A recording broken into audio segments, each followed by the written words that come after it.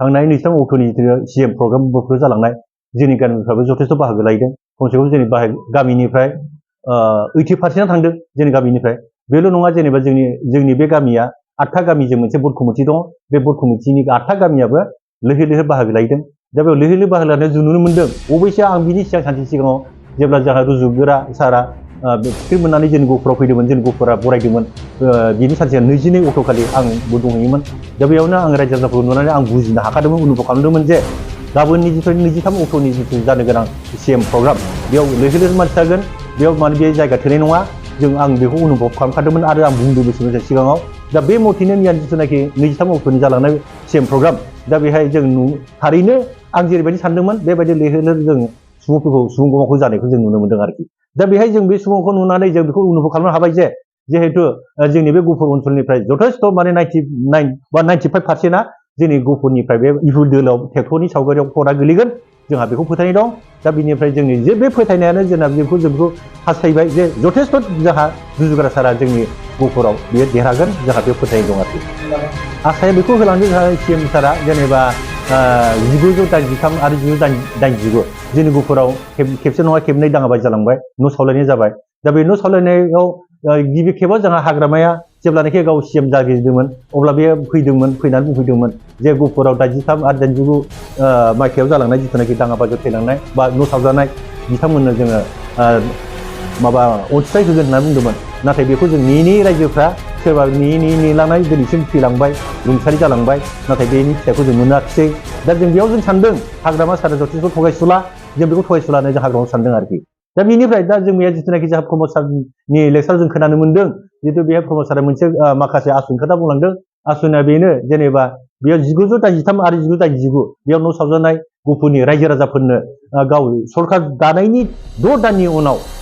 माने न'खरसेयाव गासै 6,000 न'खरनो न'खरसेयाव 25,000 रां अनसुंथाइ होगोन होननानै फोसावलांदों बेजों लोगोसे आरो बे जोंहा बड'लेण्ड सोमावसारनायाव जानाखि मुंख्लं जादों बे मुंख्लं न'खरफोरनोबो 3 दाननि उनाव 5 लाख खरि होगोन होननानै फोसावलांदों बेखौ जों मैया जों गावनि खोमाजों खोनाबाय आरो बिनि अनगायै बे मुंख्लं जानाय न'खरनो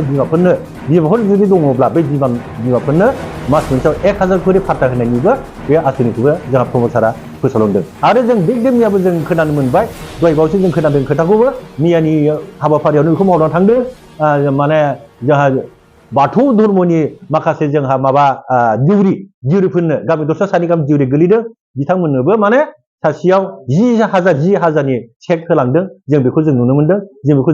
गोजोननाय मोन्दों आरोखि बेखायनो जोंहा आसा दङ प्रमद सारा सरकार दानायनि उनाव जोङो जाखिनि आसा होलांदों बे आसाखौ जथेस्थ' मावफुंगोन जों बेयाव फोथायनाय दं आरोखि आरो लोगोसेयैनो जोंहा जोंनि गहपुरनि सासे आगोमा जों गहपुरनि आगोमा फिसा होनना बुंनांगोन जेरै मोलाव बसुमतारी गहपुरनि दा गोजोनथाव बाथ्रा जों बेखौ बुंग्रोनांगोन जोंहा जिथुनाखि दाख्लै बावैसो जालांनाय प्रमद सारनि जिथुनाखि सोरजिनाय BCDCनि जे सेक्रेटारि पद बे सेक्रेटारि पदआव जोंहा मोलाव बसुमतारी फिसालाया सासे बे पदखौ मोननो हादों जोंहा बेयाव जोबोद गोजोनदों मोलाव बसुमतारी क्रमे गावनि देहानि थाखाय हरखाबै रुंसारि जाथांदों बिथाङा रुंसारि जानाय समाव सासे बरफुख्रिनि गेजेर फरायसालिनि फोरोंगिरिमोन आरो फोरोंगिरिजों लोगोसे बिथाङा समाजनि गोबां धोरोमावनो होन बा साहित्यआनो होन आरो बेबायदि गुलाय गुजाय समाज फोसाबनायाव जथेस्थ' बाहागो लायोमोन दा बे मोलाव बसुमतारी नामै जोंहा मैया जों 23 अक्ट' जानानै थांनाय जिथुनाखि CM प्रग्राम बेहाय जोंहा प्रमद सारा मोनसे आसनि फोसावलांदों बेनो जाहैबाय मोलाव बसुमतारीनि मुङै मोनसे अन्थाइ खाम्फा बेखेवनायनि खोथा बुंलांदों दा बेखौ दा 25 लाख रांनि बे अन्थाइ खाम्फा बेखेवनानै होगोन बा बानायगोन बेखौ मैया जोंहा प्रमद सारा फोसावनानै होलांदों आरोखि दा बेखौ जों खोनानानै जोबोद गोजोननाय मोन्दों आरोखि थांनाय 23 अक्ट'आव जिथुनाखि जोंनि CM प्रमद सारा फैदोंमोन बेयाव जोङो जोंनि लाइमोननिफ्रायबो गोबां बाहागो लाहैदोंमोन बे बाहागो लाहैनायाव जों बेखौनो मोनथिनो मोन्दों दि फैबाय थानाय समाव जोंनि प्रमद सार सरकार दानो हागोन जों बेखौ रोखा मोनथिनो मोन्दों आरो लोगोसे रुजुग्रा सारा बे जोंनि गहपुरनिफ्राय देरहागोन बेयो दिनैनि समाव रोखा जाबाय आरो गोबां हाजार बे समाव जोंनि लाइमोन आफादाबो बा लाइमोन जुबक आफादाबो बाहागो लाहैदों बेयाव बाहागो लानायाव सापर्ट होजोबदों आरो बिनि थाखाय जोङो रुजुग्रा सारनिसिम जोङो फोथायनाय दङ दे बिथाङा जेरैखि जाया जोंनि गहपुरनिफ्राय देरहालांगोन BPFनि आगुनि चिफ हाग्रामा महिलारि फैनायाव बिथांमोनहासो 500 रां होनानै गुबुन जोंनि बे बिटिआर हाबैनि गुबुन गामिनि मानसिफोरखौ बायनानै लाबोनानै गावसिनि मेलाव सोसनदों बा लिंहरदों। खिन्थु जोंनि UPPL दोलोआव बे जायाखै आरो जोङो जेसेबां दङ जोङो थाखानाय बिटिआराव सोसनजानाय गामिनिफ्रायसो जोंनि गासिबो रायजो राजाफ्रा थांनानै मैयानि दिनाव सुबुं गौमाखौ जोङो प्रमद सारनो देखायहैदों। बेयो रोखा। थांनाय मिथिङाव जोंनि मोसाखावरि बिथांमोना बे जोंनि हाबखानाय गफुरनि गामिनि रायजो राजाफ्रा बे मोसाखावरि बिथांमोना बेयाव मोसानानै जोंनि प्रमद सारनो देखायहैदों आरो लोगोसे बेयाव जोंनि गफुरनि हाबखानाय रायजो राजाफ्रा खोब गोजोननाय मोनदों। नाथाय थांनाय हाग्रामा महिलारि फैनाय समाव दा बिथांमोनहा जोंनि गफुरनिफ्राय मोसाखावरि बिथांमोनखौनो बुथुमनो हायाखै। मानोबा बिथांमोननि दोलोखौ दिनैनि समाव जोंनि गफुरनि रायजो राजाफ्रा हास्थाया। बिथांमोना गावसिनि जोंनि क'क्राझारनिफ्रायसो लानानै मोसाखावरि बिथांमोनखौ लानानै फैखादों। बेयावनो जों बुजिनो हायो, रोखा मोनथिनो हायो दि बे समाव जोङो जोंनि गफुरनि मानसिफ्रा बिथांमोनजों बेसेबां सापर्ट बेखौ जोङो रोखा मोनथिनो हायो। बे समाव बिथांमोना खोब लाजिनाय मोनदों। बे बिथांमोना जोंनि गफुरनि रायजो राजाफोरखौ लैहोर लैहोरखौ ज' गेदारिंखौ नुनानै बा रोजा रोजा रायजोफोरखौ ज' जानायखौ नुनानै बिथांमोना लाजिनाय मोनदों। बे गफुरनि UPPL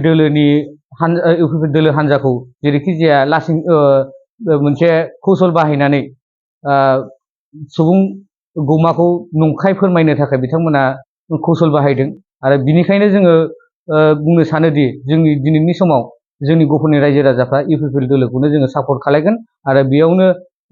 UPPL दोलोआवनो भट थुनानै जोंनि गफुरनिफ्राय रज'ग्रा सारखौ देरहाहोगोन आरो लोगोसे चिफ जानो थाखाय जोंनि प्रमद सारखौ जोङो जेब्लायबो सापर्ट खालायगोन, जों बेखौनो